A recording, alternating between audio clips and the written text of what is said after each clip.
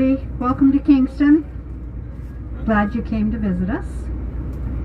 I'm very glad that you're going on your cruise. Beautiful day for it. After your lunch, it's about a 45-minute drive. It's the best, as far as I'm concerned, it's the best Thousand Island cruise. It's not that long, but it takes you to the best sites of the Thousand Islands. Millionaire's Row, Bolt Castle. Anyways, my name is Lynn, and as we travel along, I'll give you a brief history of the city. We were founded by the French in 1673. Count Frontenac, who was the governor of New France, came here to Fort, and he named it after himself, Fort Frontenac. The French were in control of this area up until the 7-Year War between France and Britain.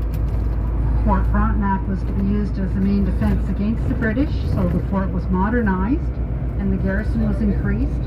But all this was done to no avail, because 2 years later Colonel Bradstreet invaded this area with 3,000 British troops. New France was now known as British North America. Over the next 25 years, the British, they didn't really see any value here, so it all but remained deserted. And then during the American Revolution, those that wanted to remain loyal to Britain came here to settle, and because of their loyalty, they were given land grants, and they became known as British Loyalists. A newer British fort was built, and that's really when Kingston became a thriving settlement. So successively, we were an indigenous encampment, a French fort and trading post, a British military base, and a Loyalist town. Population of Kingston is around 134,000.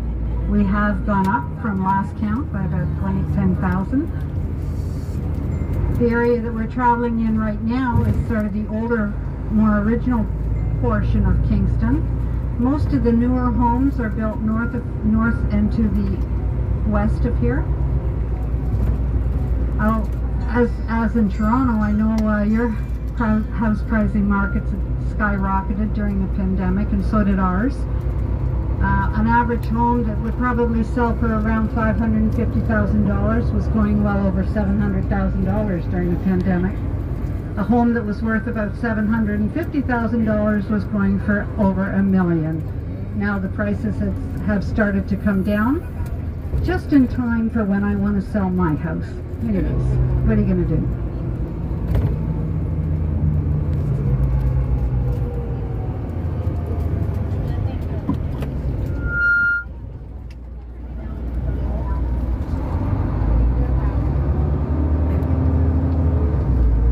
Major industry in Kingston basically is the university, Queen's University, St. Lawrence College, the Royal Military College.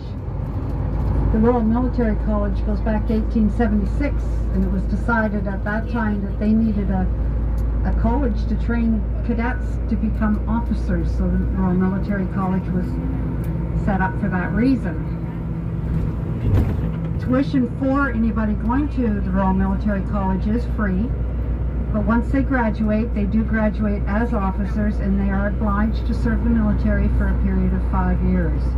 It's about 1,200 cadets at RMC, and at least 5 or 6% of those are women.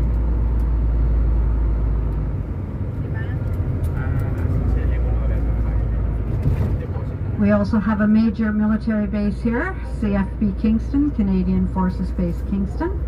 It's a communication division, and I'm told that if there's problems anywhere in the world, they're the first to go to set up communications.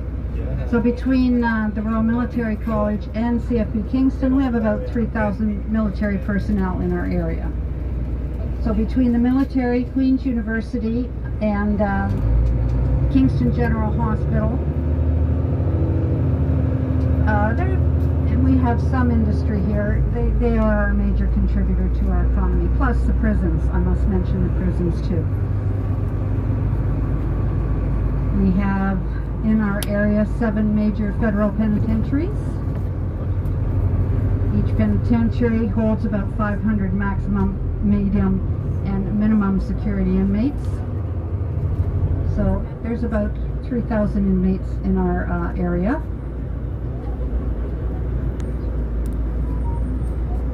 Even though we have so many inmates incarcerated in Kingston, it also is a major contributor to the economy because of the number of guards and various industries that provide for the prison system.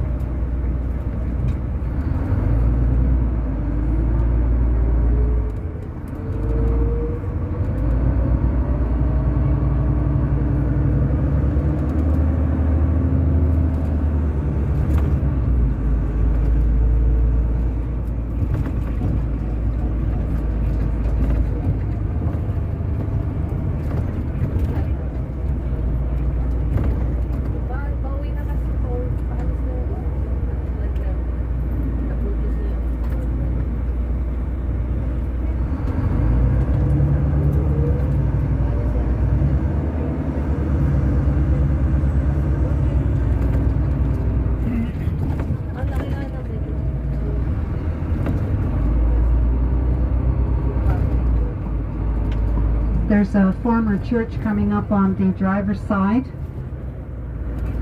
Used to be a United Church, I believe. But with the times, a lot of these churches are closing, and this now is a hotel plus office space. So at least they're utilizing the churches, not just destroying them.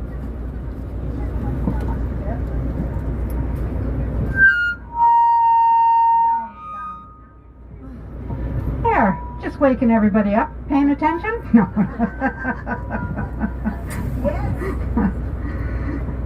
Oh. Yeah, the Smith Hotel.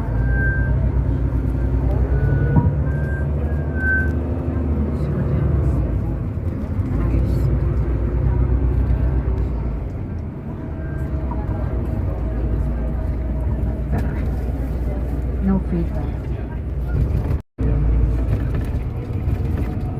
Of course, entertainment is coming up on the door side as part of the global television system. Plaza Hotel, if anybody's interested, it's a former strip joint that's up for sale. The Gentleman's Club.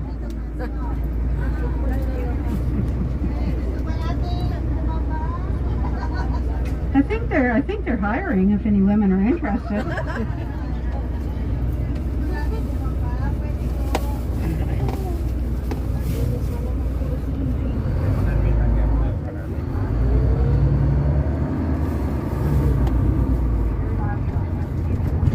You know, as we're traveling down here, we're not going to go to the other side of the city because of the time restraint, but if you look directly ahead of us, that is over the water, that's the Royal Military College directly ahead.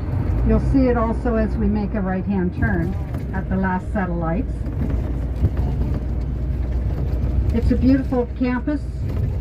Most of the buildings are made of limestone. Limestone was the building material of choice up until the 1860s. We're known as the limestone city because of the number of buildings.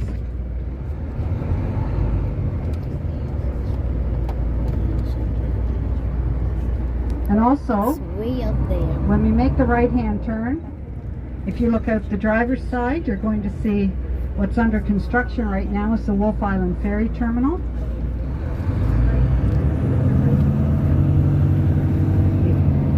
Wolf Island Ferry Terminal under construction right now. Wolf Island is the largest of the Thousand Islands. People access the it's a island. They ferry live there. There's terminal. about 2,000 residents. They're able to go back and forth using the Wolf Island Ferry, car ferry. Takes about 20 minutes to cross. It's free, and as I say, it's the last of 2 free remaining ferries in the province of Ontario. Shortly, coming up on the driver's side, you're going to see a building with a tall tower in it, the Lone Star Restaurant. It used to belong to the 1st Fire Department in Kingston. It was manned by 3 volunteer companies. The first company to do the fire was the company that got paid. Sometimes they all arrived at the same time and got into fist fights discussing who was going to be paid. Sometimes the building burnt down. This is the main drag. So you can catch Thousand Island ferries or Thousand Island cruises here.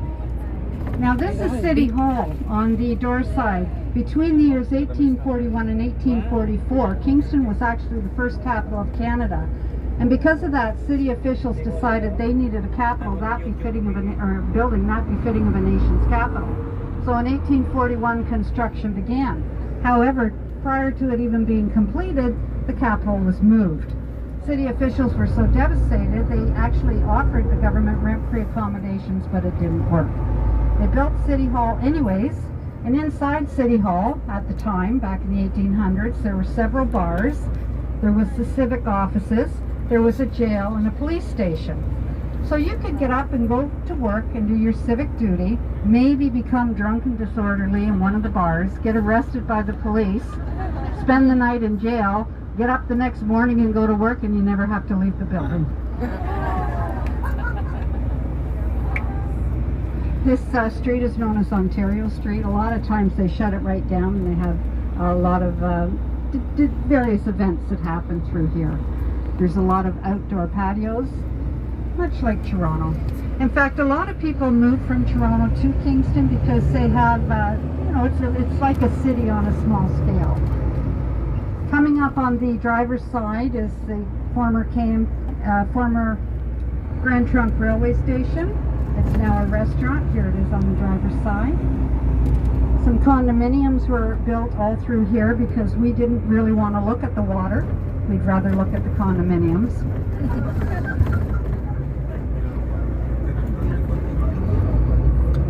Very expensive condos too. Coming up in a minute on the driver's side, you're going to see the Marine Museum of the Great Lakes. And if the driver wants to pull over, if there's traffic behind them, this is a good spot to do it, just to let the traffic go by, and I can talk about it. So if you want to just pull over by that bench, that would be great. Okay then, I'm not going to do that. This is the Marine Museum of the Great Lakes. Displays the history of shipping on the Great Lakes for the last 150 years. That dry dock that you may have seen is the oldest dry dock in Lake Ontario. Pump House Steam Museum, coming up on the driver's side, was responsible for cleaning up our waterworks. It wasn't uncommon in the 1800s to turn on your tap and a tadpole would swim out of it.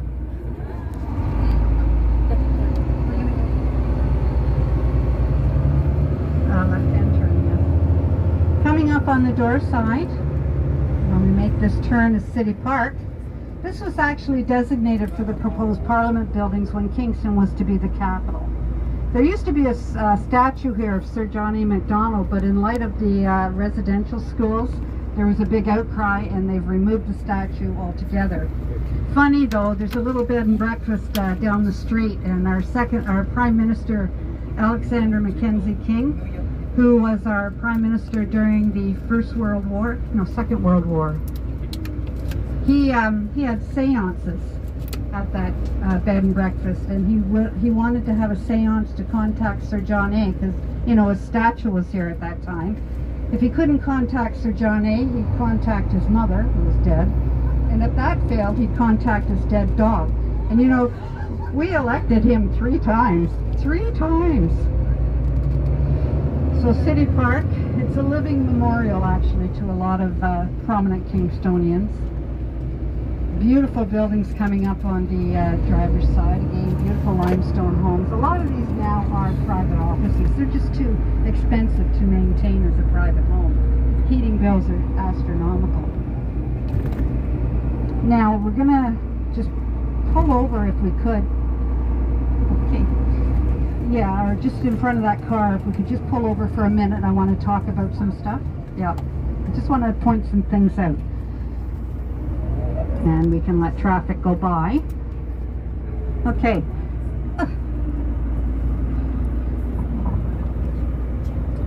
You may not be seeing everything just yet, but as we travel through, you will.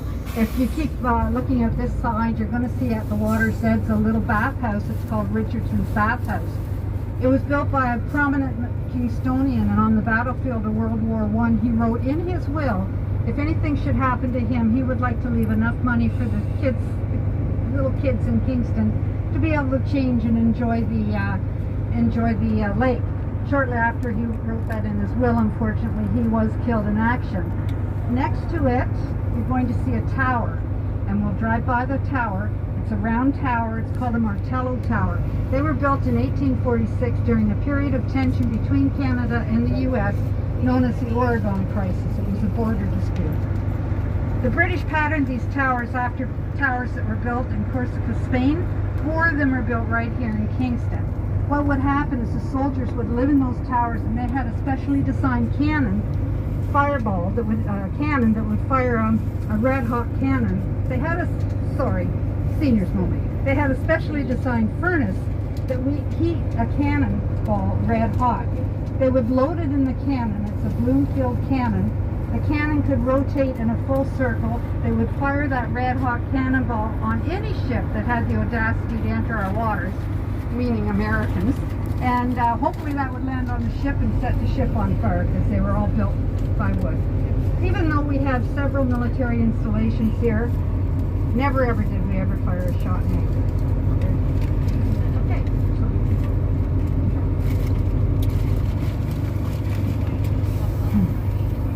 This tower that you're going to see is Merni Tower. There's 4 of them right here in Kingston, and this one is the only one that's open to